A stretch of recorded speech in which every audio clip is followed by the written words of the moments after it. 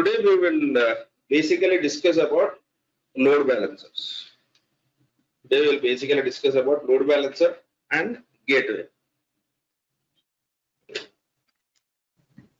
And before I get started, okay, so there are some important links which I want you guys to go through today. Okay, so I've done this, I've given this links earlier also, but I'm giving this now as well. Okay, so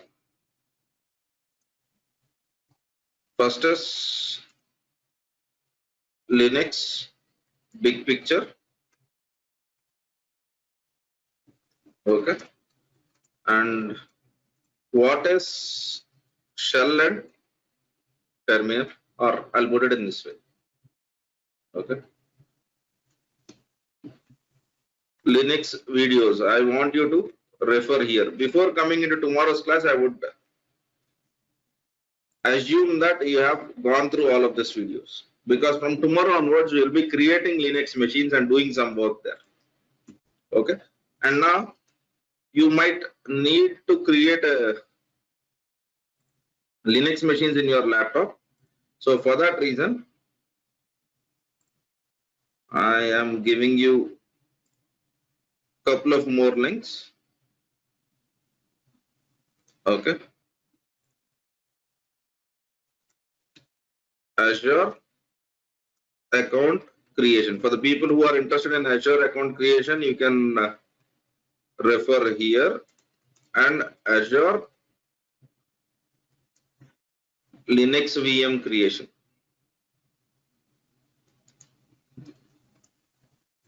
So you can use any one of them. There is no need for you to do both. Okay, even if you do one of them, that is more than enough. Okay, in the same way, AWS account creation. So if you want to create an AWS, these are all free accounts, and we might need them. Okay, so this is AWS account creation and AWS Linux VM creation.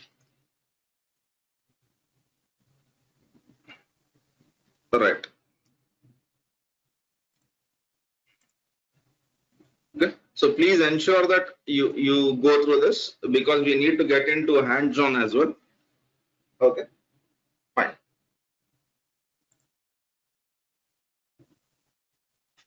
Yes, Satya. I think I have observed that that today I'll see if I can fix that. Okay, I'll try to change my screen's resolution. I have a very high resolution screen, so that's the reason why why those stuff is not clear. Yeah. Okay. Fine then. Okay. Let us start with load balancers. Okay. So understand one thing, there are two types of load balancers. Okay, first let me speak about load balancers purpose. Okay. So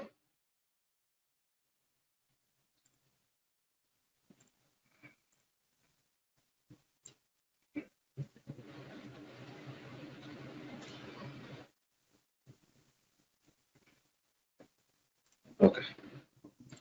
So let us assume that you have a virtual machine. Okay, and in this virtual machine, or we have a server.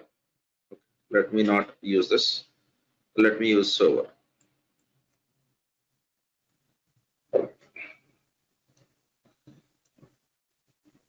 Right, and on top of the server, your application is running. Okay, so this server has an IP address of 192.168.10.100. Okay, and then your application is running in this. Okay, so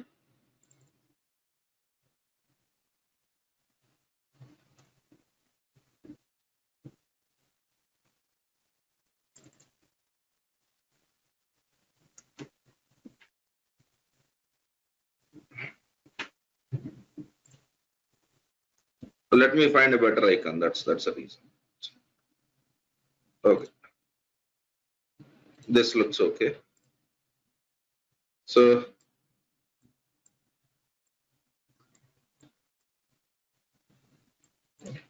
this is a server and this is your application. Okay.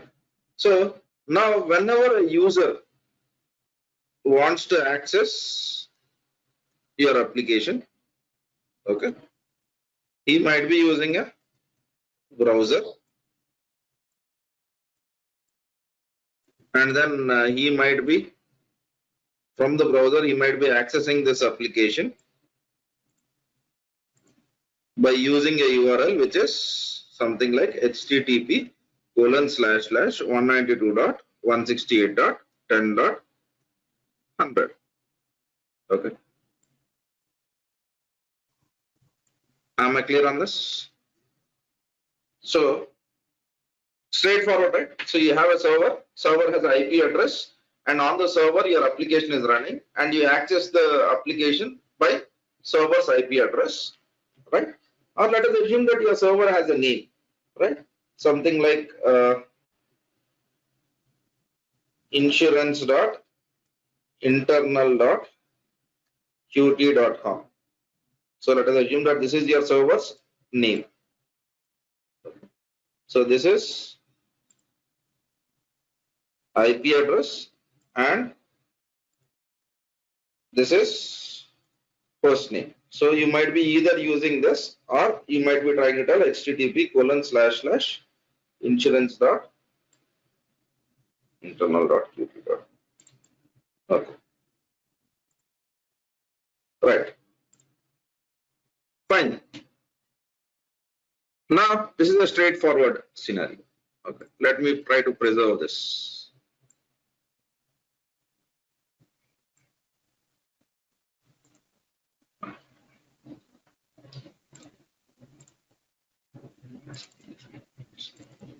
Oh, sorry, DevOps Essentials.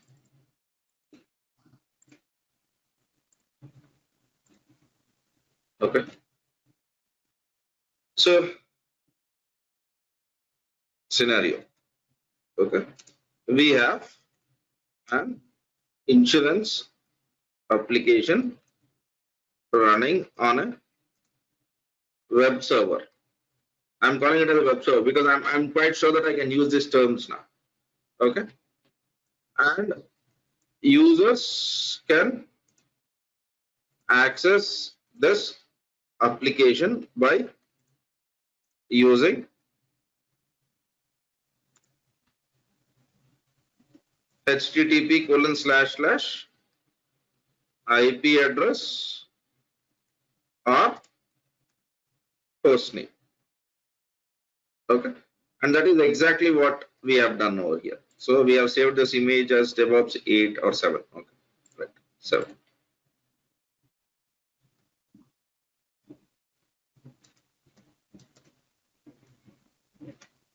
review./images/DevOps 7.png. Good. Now, okay, there is some question. Okay. How to set up DNS names for IP addresses? That will be covered not in DevOps class. That will be covered in the cloud class, right? Okay. Fine. Okay.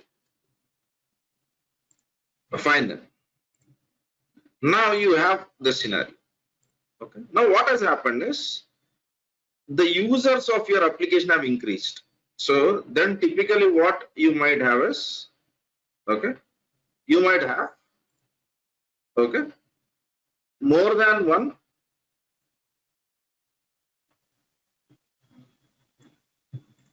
okay, let me use this. You might have said that, okay, rather than running my application in one server, let me run in two servers now. So at this moment,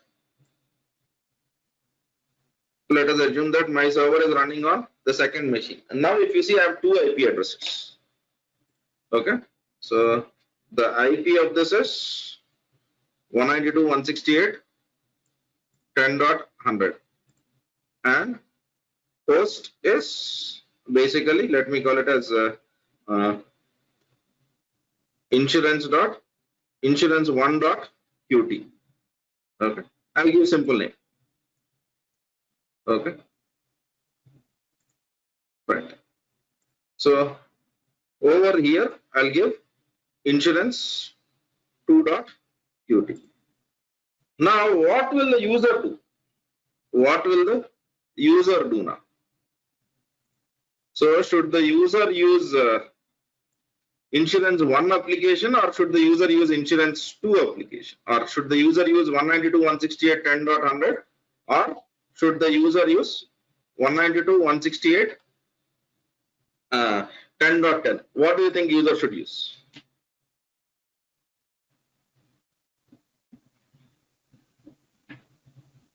Okay, just like that, man. I didn't like that. Okay, so how do you know what depends on traffic? You said depends on traffic. Okay, but fine. How do you know what is depending on traffic?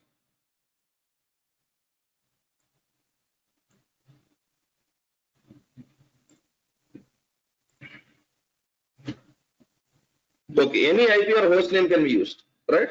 Now, have you ever tried typing google1.com and google2.com, or were you typing google.com?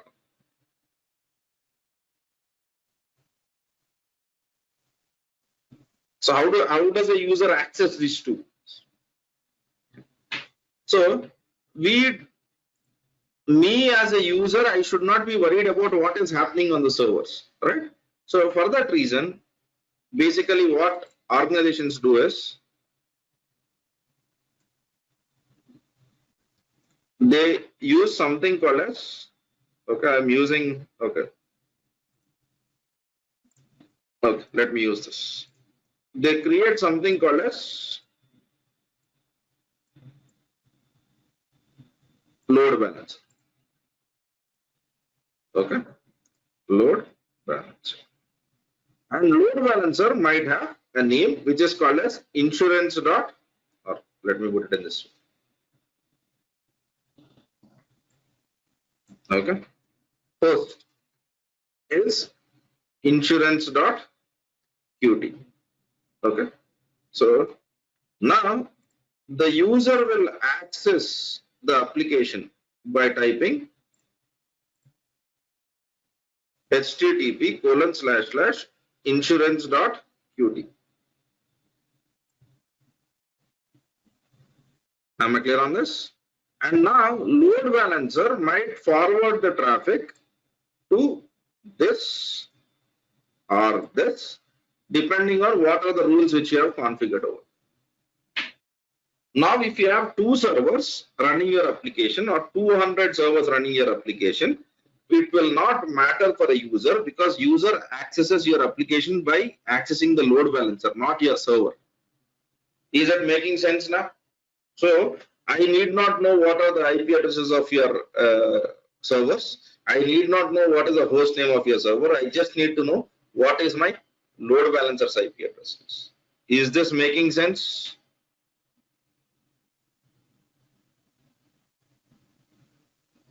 If the host names are different, then they are not two different. No, they are not two different applications. They are the same application running on 2 different servers. Does this make sense, guys? Any doubts on this?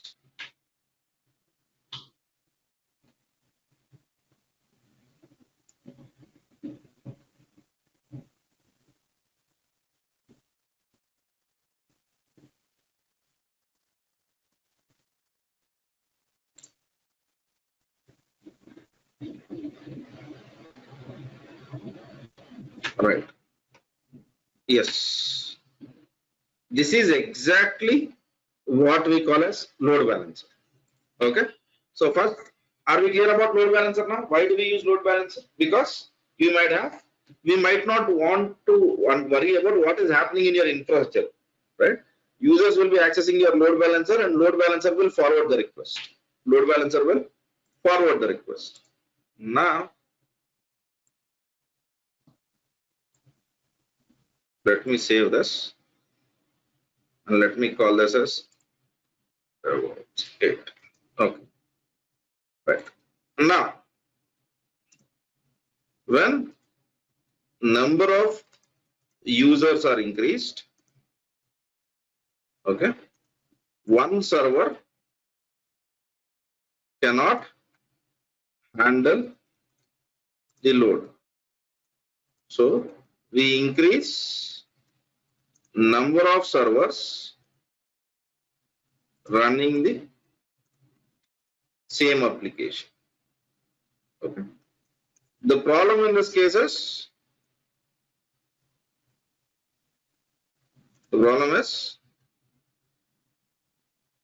too many IP addresses, or the problem is how the user will access the application, okay, using which service, IP address or host name. This problem is resolved by using a load balancer. Okay, so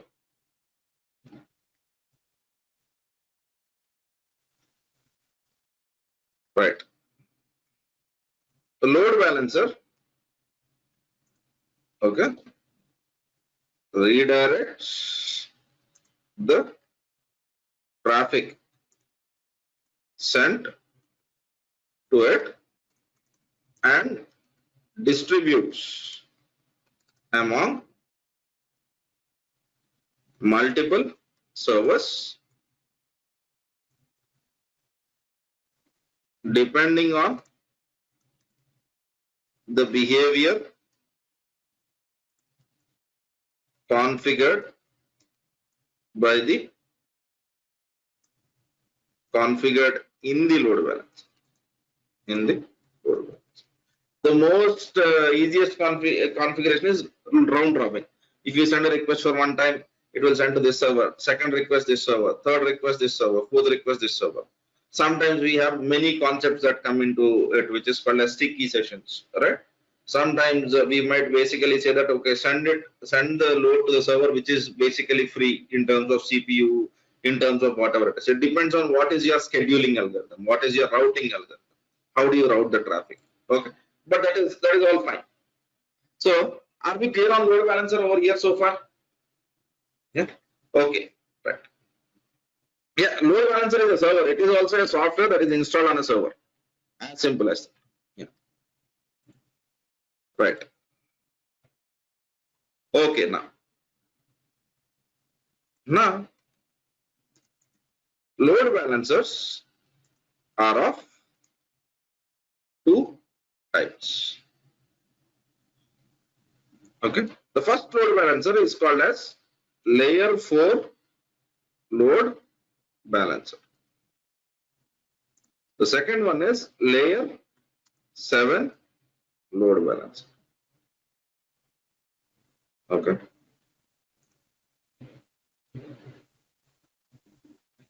So what is layer 4 and layer 7? Okay.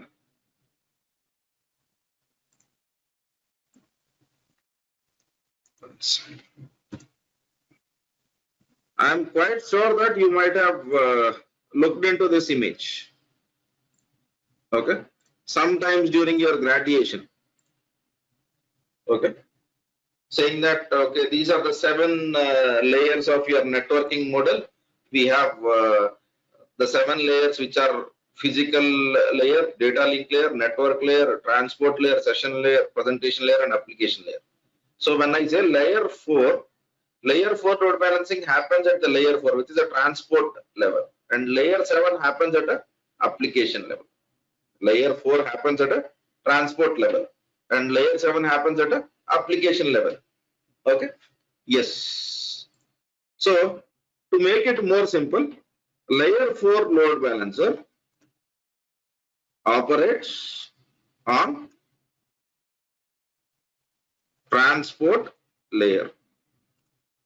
This load balancer understands IP addresses and ports and uses using TCP, transport TCP or UDP also, but generally we use TCP a lot. Transmission control protocol. So whenever you are saying layer 4 load balancer, you are using a TCP as a protocol. But when it comes to layer 7 is a load balancer which operates on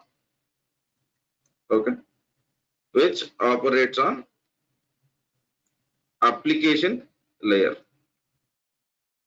So this load balancer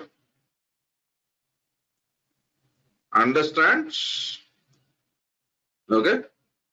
HTTP protocol, which means it understands URI, uniform resource indicators, right? URI, right? Or URLs, right?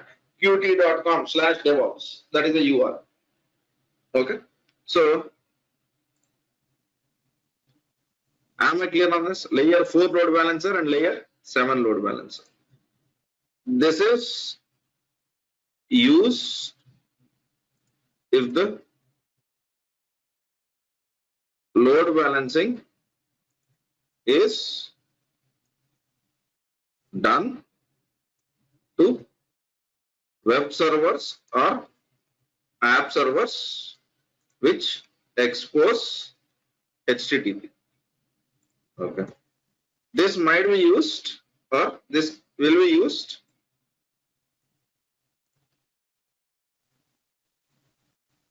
web servers or app servers, right, on port numbers and IP addresses, on port numbers and IP addresses, right? So in majority of the cases, no one will use TCP level load balancing or a layer 4 load balancing. In majority of the cases, you end up using a layer 7 load balancing. In majority of the cases, you end up using a layer 7 load balancer. Okay, so as usual, popular load balancers. We have F5 load balancer, we have HA proxy, we have AWS Elastic load balancer. Okay, AWS application load balancer. This is layer 7. This is layer 4 and layer 7 also can be used over here. Okay, so in AWS itself we have something called as network load balancer, which works on layer 4. We have Azure load balancer, which works on layer 4. Okay. Azure application gateway, which works on layer 7. Okay, so let me show you a simple configuration. Okay, so if it is layer 7, what will I do? How will I configure? Okay, so whenever user sends a request on 80 port, user sends a TCP request on port 80 as an incoming. HTTP is basically works on 80 port. Then forward the request to the 80 port of one of the two servers over here. So what is that we are trying to configure? Whenever incoming packet comes on 80 port, forward that request to the 80 port of one of these two servers. Because layer 4 load balancing doesn't understand your URLs. It understands only port numbers and IP addresses. Am I clear on this? Am I clear on this? Right. Okay, right. Fine. I'm not getting into terms, Jitin. Okay, I'm not getting into terms. Let us understand the behavior first. Okay. Layer 4 is a hardware load balancer. It can be a hardware load balancer.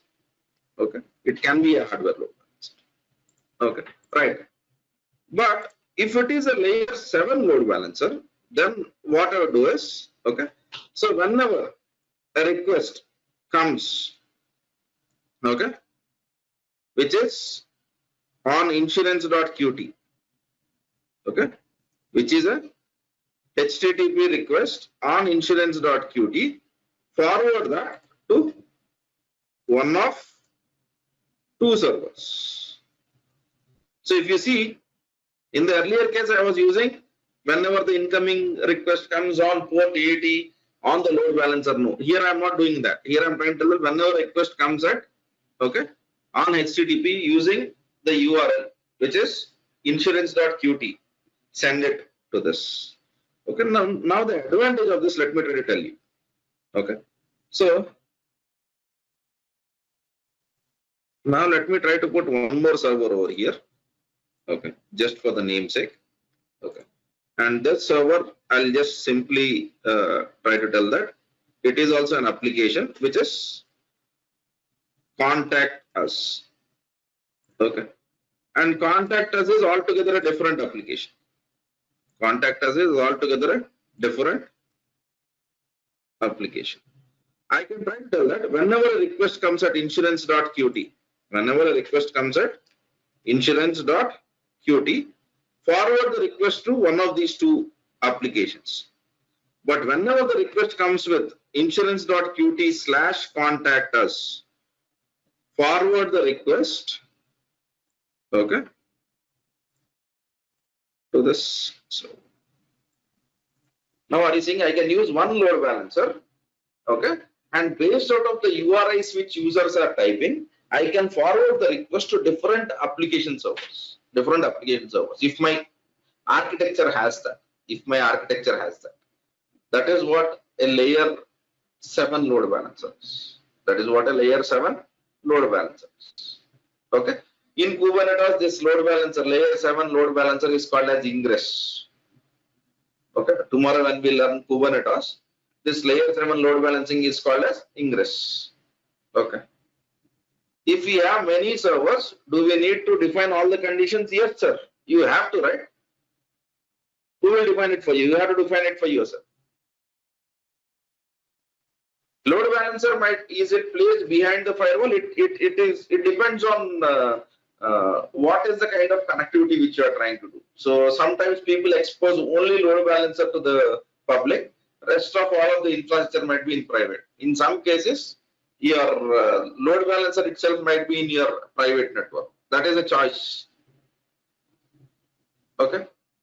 So why we not use web server in this picture? Rahul, I'm trying to tell this that is just because I didn't found that, or I might have ignored that. Don't worry on the images which I'm trying to use. Okay. Last time web server I've used a different image. This time I have a different. My whole intention is you have a server. On the server you can install web server or an application server. And on top of that, you can basically deploy your application. That's the whole stuff. What if the both servers do the same operation? Okay.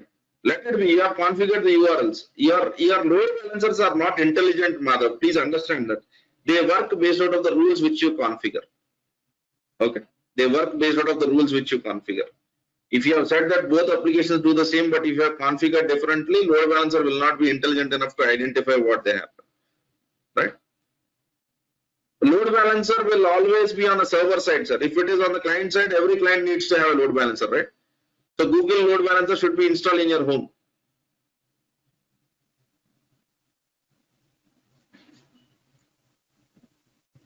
Okay. Yes. So am I clear on this?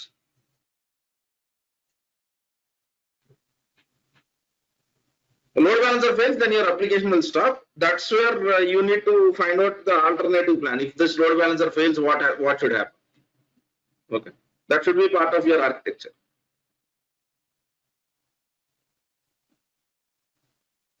yeah, cost might be increased, but effort is also reduced, right? So there is always a trade-off between cost versus the work which is done. Okay, so it is your organizational choice, right, guys? So I think I'm clear about layer 7 and layer 4 load balancing now. Okay, right. Now what I do is, okay,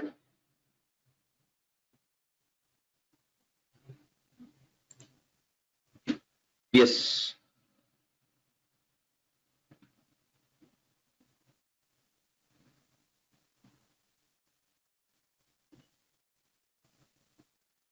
Jitin, please make that question offline. I'm not going to answer in this class. We have not gone that advanced to speak about mem caches yet.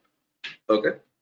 And no, Raghavendra, you cannot make that note saying that layer 4 is a hardware load balancer and layer 7. Layer 4 can be a software load balancer also. Okay. So yeah, that is not the assumption. That assumption is wrong.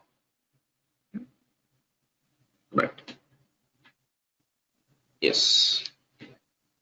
Is there anything as network load balancer? I think I have written it, right? AWS has something called as network load balancer which operates on layer 4. Okay, fine. Now do we understand servers? Okay, these are the most popular servers which are basically used. Okay, right? Now, okay, I'll basically speak about one more kind of a system. Okay, I don't want to speak about it today, right? But tomorrow remind me that I have to speak about cluster. Any one of you, please try to remind me about cluster. Yeah, so yes, okay. Should we always have our rules on the load balancer to redirect the incoming traffic? Yes, sir. You should always have the road. Mostly, which load balancer we'll use? There is no mostly there. That is your organizational choice. Every organization has a different load balancer, but F5 is very popular in the on-premises. Right? On the cloud, you use cloud load balancers. You can go with a single load balancer for all types of service. Generally, database will not be exposed to the outside world, right? Database will not be connected to a load balancer generally. Yeah. What is the difference between load balancer and a gateway? I'm not speaking about that money today. Yeah. Because there is something called as API gateway. That is altogether a different science. I have not defined what an API is yet. Okay. In layer 7 load balancer, what type of algorithm is used? See, when it comes to distributing the traffic, layer 4 and layer 7 algorithms might not have different algorithms. Okay. The difference between layer 4 and layer 7 is the OSI model which they basically distribute on. So there is no specific algorithm which says that layer 7 use this and all that stuff. For scheduling, they have round robin, they have priority based, they have something called as session based stuffs. Okay, there are lots of algorithms there. Okay, so fine. Public or private? Did I define anything called as public or private? Your load balancer can be within your network or your load balancer can be on the internet also. So I'm not worried whether it is public or private. Yes, okay.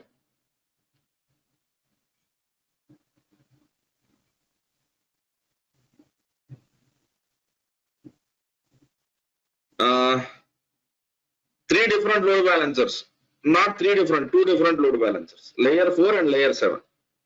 Layer 4 is port and IP address based, and layer 7 is basically URL based or URI based. HA proxy is a default load balancer in Linux. No, there is no default load balancer. You have to install any load balancer. There is nothing called as default in Linux. In HA proxy, how the requests are distributed? Google it, Subrat. Google it. Yeah. So no load balancer, how the requests are distributed depends on what is what basically is the kind of algorithm which you are using. How organizations secure load balancer? So if it is HTTP, they use HTTPS, a TLS based mechanism. That's it. How to differentiate port and HTTP? They are already different. Why do you want to differentiate?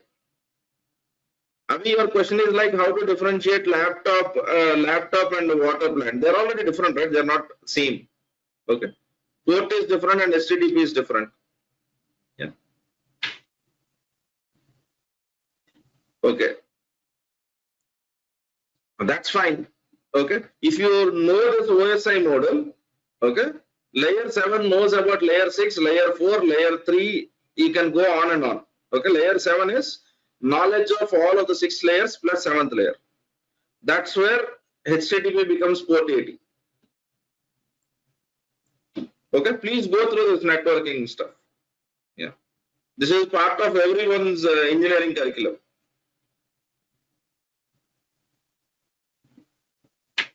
See, will load firewall come between load balancer and application server? It depends on where is your firewall, right?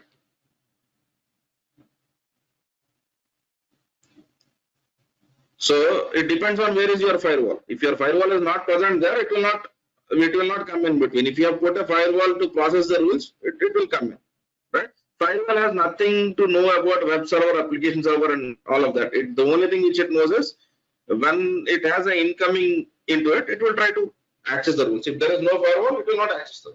It will not do it again. It depends on where your firewall is working. Yeah. How many servers can maintain a single load balancer? One server is enough, sir. Okay. But if you want, even if it fails, if you want it to work, probably 2 or 3. Right. So there is no limit when see, it is not like a ground rule. Okay. How many alphabets are there? 26. Right. These architectures don't work in that way. They are heavily customizable. Every organization goes in its own way of implementing. Okay. So for example, if my applications are not critical, I might run load balancer in only one server. It's okay. Even if it goes wrong, I'll fix it. But if your application is critical, then I might have multiple servers doing the job. Yeah. Right. There is no one answer to that. Yes, it is not like this or that, right? It is all about customizations. Okay, man. So fine. Okay. So please remind me about clusters. Okay. So tomorrow we'll be speaking about clusters and we'll be working on Linux machines. We'll be working on Linux machines from tomorrow. So am I clear on this? Okay. So today's activity for you is creating one Linux machine either in AWS or in Azure and connecting from your machine. So I'll stop it at that. We'll meet again tomorrow. Thanks guys. Thanks for your time. And please do go through these links, create one Linux machine and try to connect it from your laptop. Thanks, man. Thanks for it. Thanks for watching. For more videos, subscribe our channel and click on bell icon.